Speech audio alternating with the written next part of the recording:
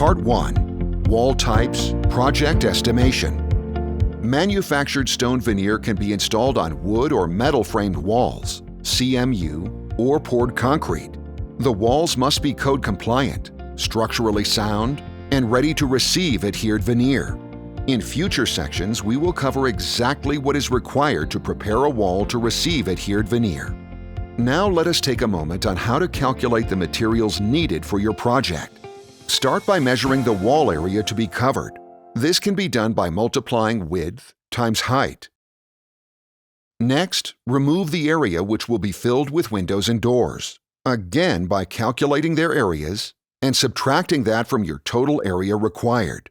Corners are calculated by lineal foot. Measure the height for each corner you intend to cover. In most textures, for each lineal foot of corner you cover, you will also be covering 3/4 of a square foot of wall area. Multiply your total lineal foot corner requirement by 0.75 and subtract this total from your original wall area requirement. Some percentage of extra material should be ordered to account for scrap. The percentage will consider the mason's skill level and the specific texture and difficulty of the building. Order an additional 5% to 12% to account for waste and provide ample material to choose from.